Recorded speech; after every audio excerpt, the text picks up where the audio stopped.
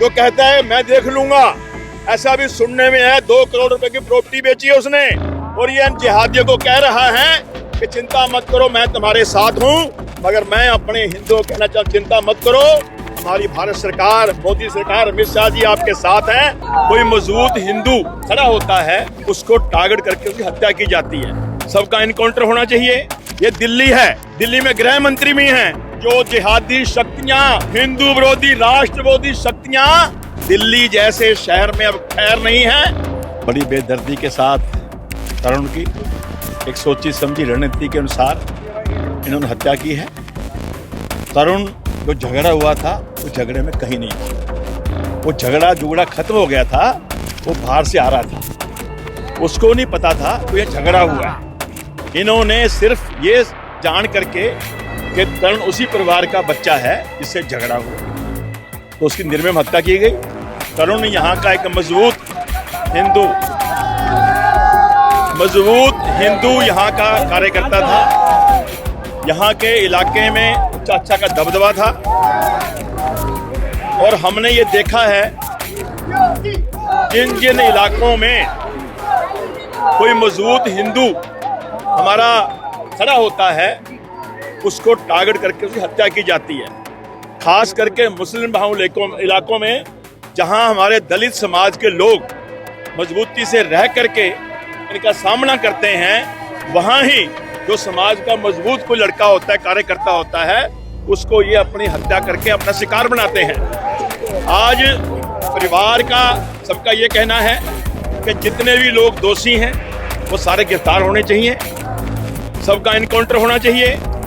और जो डिमांड हो रही है बुलडोजर की, वो हमारे अमित शाह जी ने, हमारे मोदी जी ने, दिल्ली में भी आज हमारी भाजपा की सरकार है, वो बुलडोजर यहाँ भी शुरू हो गया है। लेकिन कहा जाता है अभी तक सीएम रेखा गुप्ता का कोई बयान नहीं है। इस मुद्दे पर सीएम रेखा गुप्ता का अभी कोई बयान नहीं है। देखिए, जरूरी नहीं है कि हर मामले में मुख्यमंत्री बोलें। ये दिल्ली है, दिल्ली में प्रधानमंत्री भी हैं, दिल्ली में गृह मंत्री भी हैं, और दिल्ली में हमारे जैसे कार्यकर्ता भी हैं। इसलिए दिल्ली के हिंदुओं को यह आश्वासन देना चाहता हूं कि यहाँ बुलडोजर शुरू हो चुका है। जो जिहादी शक्तियां, हिंदू विरोधी, राष्ट्र विरोधी शक्तियां, जवाद खमैनी जो मार दिया है अमेरिका ने, उससे परेशान है। उससे परेशान होकर के हमारे हिंदुओं को टारगेट कर रहे हैं। ऐसे जिहादियों की दिल्ली जैसे शहर में अब खैर नहीं है। अब हमारे अमित शाह जी, हमारी दिल्ली पुलिस पूरी मजबूती के साथ इन जिहादियों को जो ढंग है, तरीका है, चाहे वो इनकाउंटर चाहे कुछ भी है, हर तरीके से निपटा जाएगा। परिवार के लोगों की ये डिमांड है कि जो एक उसका भाई है उसको कम से कम सरकारी नौकरी मिलनी चाहिए।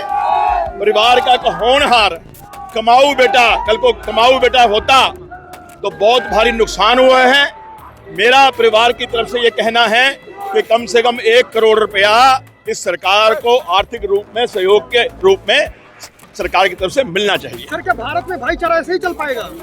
नहीं, वो समय खत्म हो चुका है कि ये भाई हम चारा, अब देश का हिंदू सनातनी चारा बनने वाला नहीं है।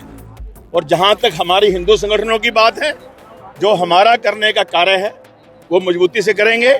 और इस बच्चे के लिए हमें जो कुछ भी करना पड़ेगा, जहां तक भी जाना पड़ेगा हम जाएंगे। अच्छे अच्छे वकील खड़े करने हमारी लीगल टीम वो भी करेगी, और सरकार के पास मजबूती से ये पक्ष रखा जाएगा। और ऐसे जिहादियों का अब दिल्ली में कोई स्थान नहीं है। इनके भी घर बुलडोजर से तहस नहस होने शुरू हो चुके हैं। बुलडोजर चलना चालू हो गया। जो कहता है मैं देख लूंगा, ऐसा भी सुनने में है 2 करोड़ रुपए की प्रॉपर्टी बेची है उसने, और ये जिहादियों को कह रहा है कि चिंता मत करो मैं तुम्हारे साथ हूँ।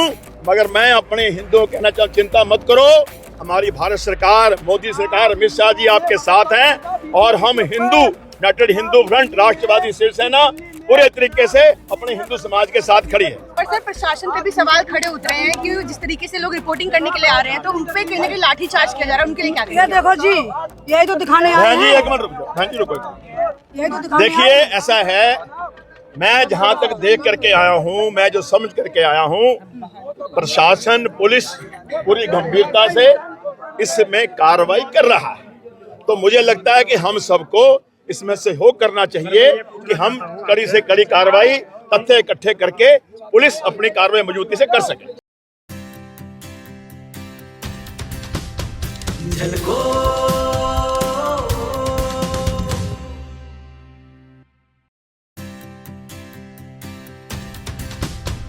झलको